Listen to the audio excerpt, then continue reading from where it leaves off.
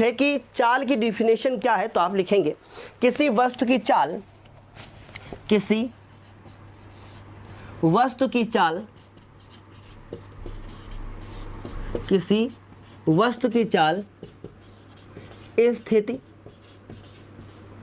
परिवर्तन की दर से मापी जा सकती है, मापी जा सकती है। अब इसका क्या मतलब हुआ? इसका यही मतलब हुआ कि वो ऑब्जेक्ट अपनी क्या करेगी, अपनी पोजीशन को जहां चेंज करेगी, बस कुछ दूरी तय कर ली उसने, तो इसका मतलब स्थिति परिवर्तन हो गया। लेकिन परिवर्तन किसके साथ हुआ? समय के साथ हुआ। इसीलिए लिखा है कि स्थिति परिवर्तन की दर, दर मतलब क्या होता है? दर मतलब होता है समय से डिवाइड करना, रेट बोलते हैं इसको अंग्रेजी में। तो इसका मतलब क्या है कि किसी वस्तु द्वारा किसी वस्तु की चाल स्थिति परिवर्तन की दर से मापी जा सकती है। अर्थात अगर हम लोग कहना चाहें,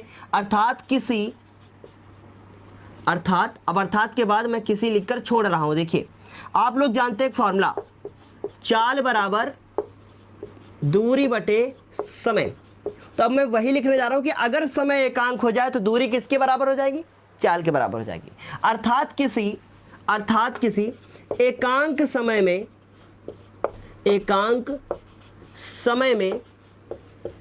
अर्थात किसी एकांक समय में वस्तु द्वारा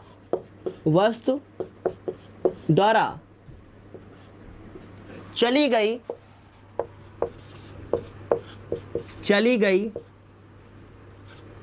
दूरी को वस्तु की चाल कहते हैं,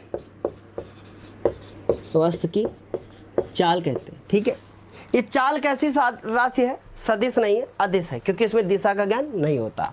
तो हम लोग लिखेंगे चाल में दिशा का ज्ञान नहीं होता। अर्थात या अतः लिख लीजिए, वरना दो बार अर्थात हो जाएगा। अतः यह कैसी राशि है? अदिश राशि है। अर्थात यह अदिश राशि है। चाल बराबर दूरी बटे क्या हो गया? समय। क्लियर है? आपको अच्छे से सब कुछ समझ में आ रहा होगा। ठीक है, इतना होने के बाद अब मैं आपको बताऊंगा कि औसत चाल क्या होती है। ठीक, औसत चाल क्या होती है? औसत चाल की अगर आपसे कोई परिभाषा पूछ ले तो क्या बताएंगे? ठीक है, किसी वस्तु द्वारा तय की गई कुल दूरी, लिख लीजिए मैं बोल रहा हूं, किसी वस्तु द्वारा तय की गई कुल दूरी तथा उस दूरी को तय करने में लगे कुल समय का अनुपात उस वस्तु की औसत चाल कहलाता है। क्या कहा हमने? हमने कहा कि किसी वस्तु द्वारा तय की गई कुल दूरी तथा उस दूरी को तय करने में लगे समय का, उस दूरी को तय करने में लगे कुल समय का अनुपात औसत चाल कहलाता है। समझ गए आप?